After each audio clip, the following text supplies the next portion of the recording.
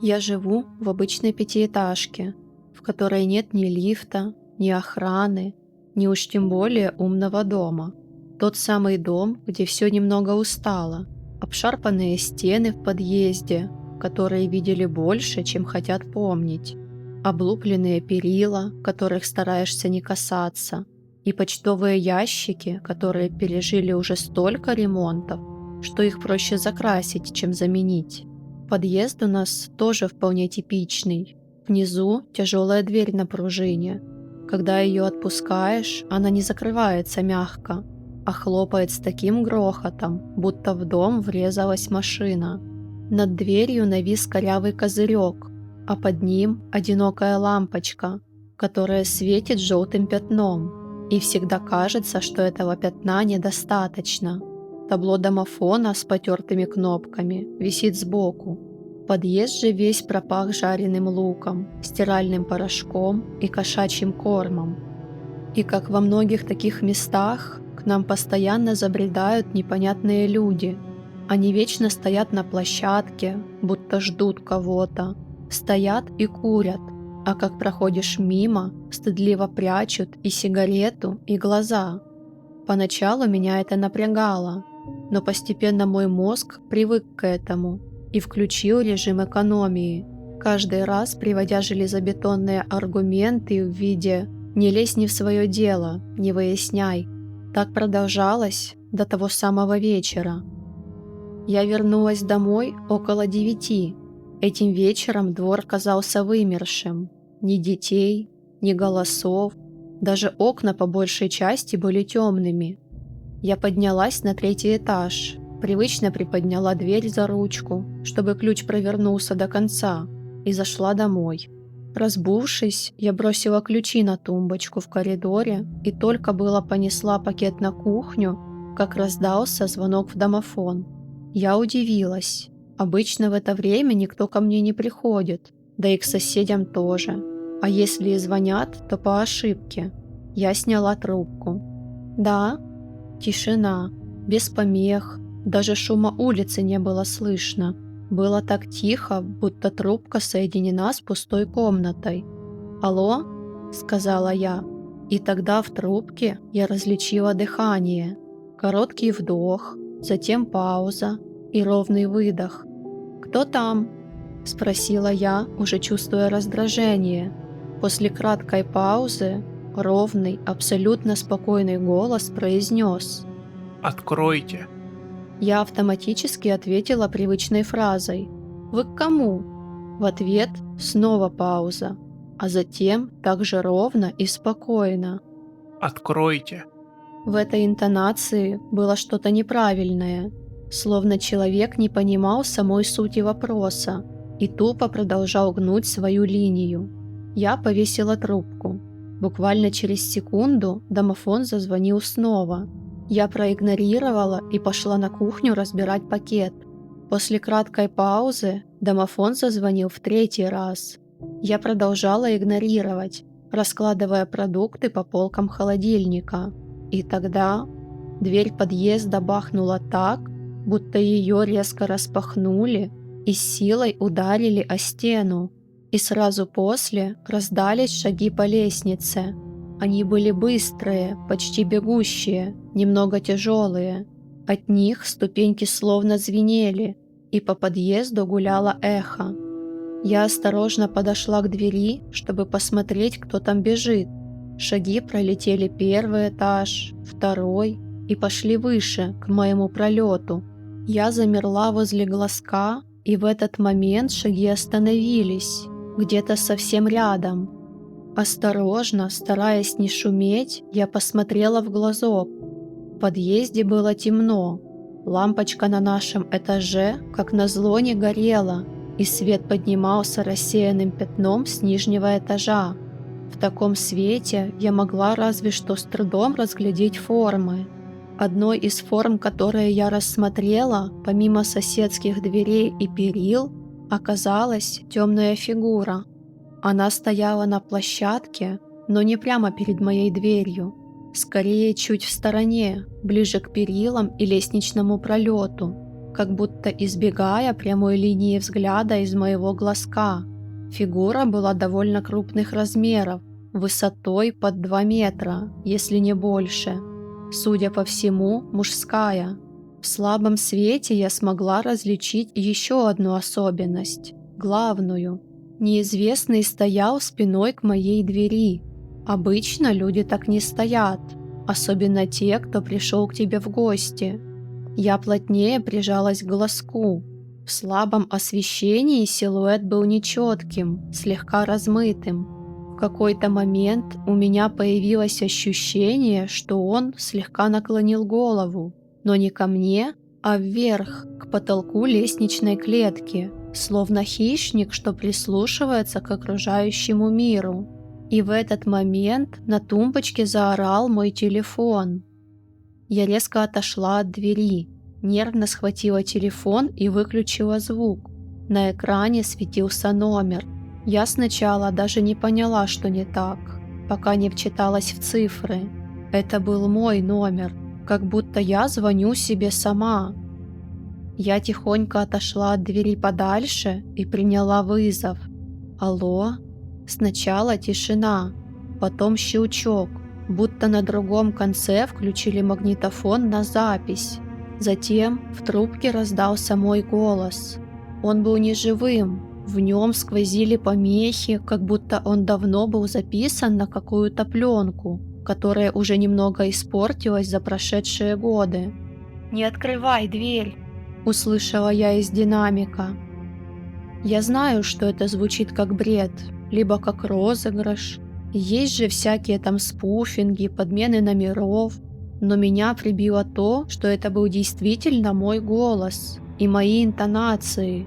Абсолютно было не похоже на то, что кто-то притворяется мной. Это был мой голос, точно мой. И звучал он серьезно, даже немного испуганно. «Кто это?» – прошептала я. Мой же голос ответил: «Я — это ты, только позже, намного позже. Слушай внимательно. Слушай и не перебивай, от этого зависит твоя жизнь». Связь внезапно оборвалась. Я стояла с телефоном и пыталась осмыслить, что же происходит. С одной стороны, это сильно попахивало розыгрышем, где мой голос использовали на записи и хорошенько смонтировали. С другой же стороны, совпадение по времени не давало мне покоя. Непонятный силуэт и мой голос в трубке словно были связаны, будто были частями одного сценария. Я снова подошла к двери и посмотрела в глазок. Там было по-прежнему темно. Силуэт я рассмотрела не сразу, но он был на том же месте и продолжал стоять спиной к моей двери. Телефон завибрировал. Я посмотрела на экран и увидела СМС с моего же номера. «Не говори с ним». Было написано сплошь большими буквами. Сразу же прилетело еще одно сообщение. «Он слушает, как ты дышишь». И я поймала себя на том, что задержала дыхание, словно это может на что-то повлиять. Снаружи сразу же раздался едва слышный звук, как будто кто-то не сильно ударил по металлическим перилам, и затем негромкий смех. Голос был низким, явно принадлежал мужчине. Пришла третья СМС. «Он ждет, когда ты сама откроешь». Я тяжело привалилась к стене. Ситуация перестала казаться мне розыгрышем. Я была перепугана и чувствовала слабость в коленях. Я смотрела в глазок каждые несколько секунд, отрываясь лишь для того, чтобы протереть уставший глаз. Я уже не могла иначе. Эта фигура словно притягивала меня. Долгое время силуэт просто стоял, не шевелясь и никак не выказывая признаков жизни. Затем, после очередной паузы, вызванной протиранием уставшего глаза, я обнаружила, что силуэта не было на прежнем месте. Его вообще нигде не было. Лишь спустя несколько секунд лихорадочных гляделок я смогла его различить. Он сдвинулся на шаг влево, встав в самое темное место, прямо под темным пятном лестничной клетки. И в голове всплыла мерзкая мысль. словно он знает, что за ним следят, и выбрал место, где его будет сложнее всего увидеть. Телефон снова зазвонил. От неожиданности я неловко пошевелилась и царапнула ногтем по поверхности двери, еле слышно, но в тот момент мне показалось, что это было просто оглушительно. Пару секунд я стояла в абсолютной тишине, отчаянно прислушиваясь к тому, что происходит в подъезде. Убедившись в том, что все в порядке, я посмотрела на телефон. Вызов вновь шел с моего номера. Я подняла трубку. Мой голос сразу же начал говорить, тихо, словно скрываясь. «Он стоит спиной к тебе, потому что если повернется, ты его увидишь. А если увидишь, то он поймет, что ты поняла». «Что поняла? Что я должна понять?» Еле слышно выдавила я. «Что это не человек, слышишь? Это не человек». Связь вновь оборвалась. Темнота в подъезде словно стала гуще. Я уже еле различала очертания перил, но силуэт все же разглядела. Я уже понимала, как он выглядит, и знала, где примерно он находится. Это помогало. Раздался громкий стук. Судя по звуку, стучали в дверь соседки слева. 3 коротких удара. Силуэт же при этом не повернулся. Он даже не стоял возле двери соседки. Как будто стук и силуэт – 2 абсолютно не связанных события. На телефон пришло новое СМС. «Не дай ему войти к ней». Стук повторился. В подъезде раздался голос. Низкий, мужской, он звучал устало. Откройте, пожалуйста. Столь обычная просьба в столь необычных обстоятельствах заставила шевелиться волоски на моей шее. Телефон вновь зазвонил. На экране уже привычно высветился мой номер. Я отошла вглубь коридора и присела на табурет. Долго не могла решиться принять вызов. Мне было страшно. Но страх неизвестности оказался сильнее, и я ответила. Мой голос на этот раз звучал хрипло и неровно, будто я говорила с пересохшим горлом после долгого бега. «Слушай внимательно, это уже было. Я — это ты, только позже, в другое время». «Что это значит?» — выдохнула я. «Тогда, раньше, я открыла дверь, лишь на секунду. Я хотела посмотреть, я хотела просто убедиться, что это не розыгрыш и что все взаправду. И ему этого хватило. Он вошел ко мне домой и овладел всем, что раньше принадлежало мне. Мой голос, мой номер, мои привычки и мои воспоминания. Он вобрал в себя все, что могло помочь людям открыть дверь. Я почувствовала, как у меня немеют ноги. И теперь каждый раз, когда он приходит к моей двери, он использует мой номер, звонит мне, чтобы меня же и сломать. Он звонит мне, он приходит ко мне для того, чтобы я начала паниковать и метаться, писать, звонить, просить помощи, будить соседей. Он хочет, чтобы я сама делала шум, чтобы я сама давила на людей и заставляла их открыть. Он делает из меня соучастницу. Кто он? Что он такое? Он паразит, он хищник, он пожирает души людей, не оставляя ничего, кроме горстки праха. «Почему ты звонишь мне? Почему ты не спасешься сама?» – спросила я. Мой голос ответил совсем тихо.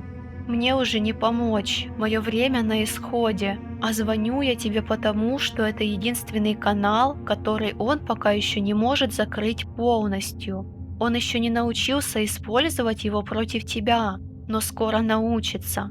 Как я уже говорила, он взял все, в том числе мой номер. Скоро, совсем скоро он окончательно поглотит меня, и тогда тебе буду звонить уже не я, а он. Я же звоню тебе из того момента, где все пошло не так, чтобы у тебя был шанс не повторить мою ошибку. Не открывай ему, не разговаривай с ним. Он только этого и ждет». Связь оборвалась. Стук у соседки повторился. Он стал тише, почти ласковым. Раздался голос соседки. Он звучал напряженно. «Кто там?» Ей ответили тем же низким мужским голосом. Это я. У меня проблема с дверью. Не могу открыть ее. Откройте, пожалуйста. Мне приходили новые СМС. Он имитирует, он подбирает голоса. Скоро он возьмет твой. Я услышала, как щелкнул замок соседки. В панике я ударила по своей двери изнутри ладонью, чтобы она услышала. «Люба, не открывай!» – закричала я. Замок щелкнул еще раз, резко и нервно.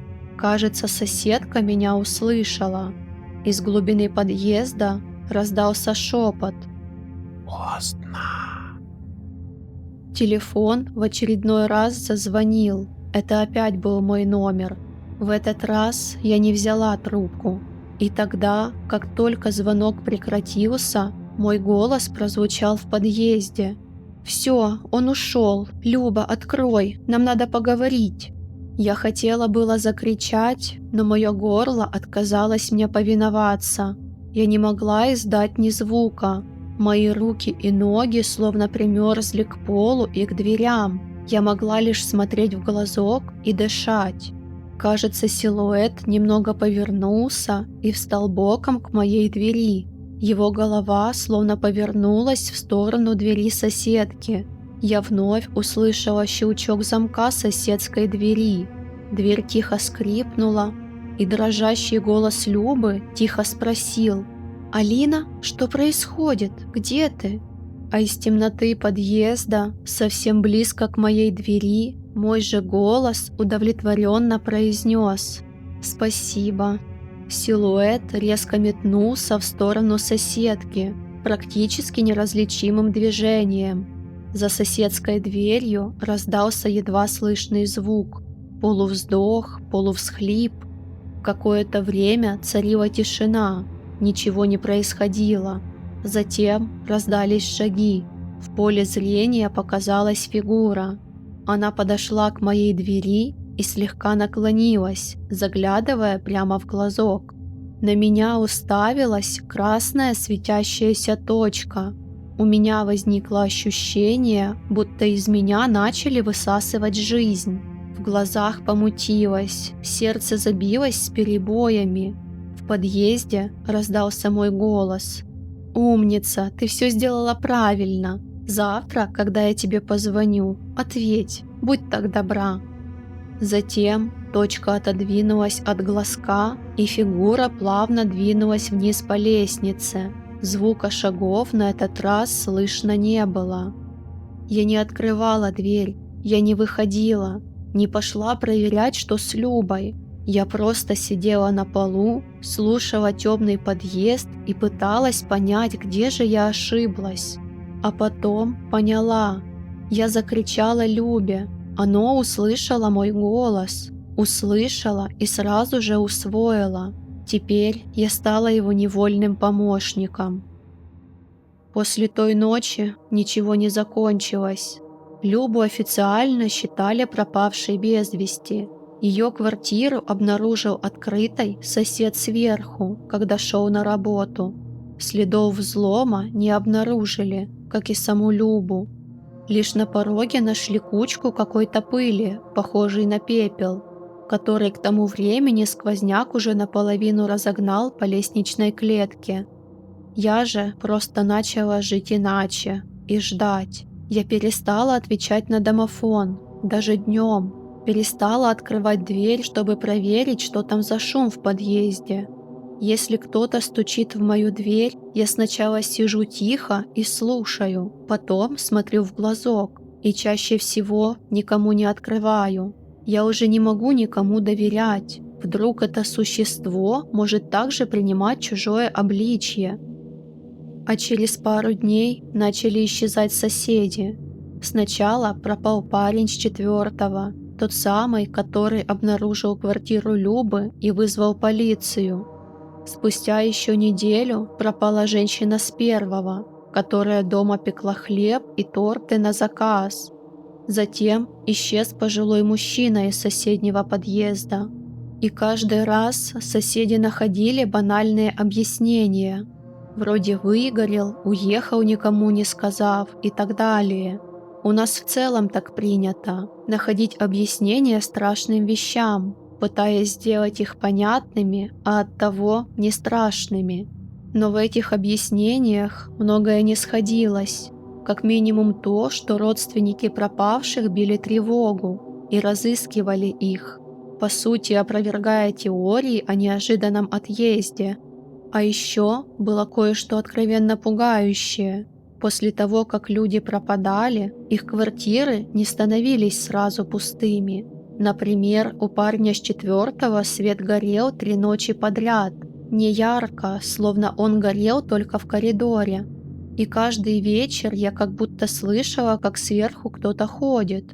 В конце 3-й ночи меня разбудил грохот посуды из квартиры сверху. Это было последнее, что я слышала оттуда. На 4-ю ночь свет погас и больше не включался. Каждую ночь я не спала и сидела возле входной двери, ожидая, что это существо вновь явится сюда. В ночь, когда пропал сосед сверху, все повторилось. Вечером у меня зазвонил домофон. Он звонил долго, несколько раз. Затем мне начали звонить на телефон. Как вы уже поняли, звонили мне опять с моего же номера. Я решила, что больше никогда не подниму от него вызов. Внутри меня было чувство, что это будет большой ошибкой.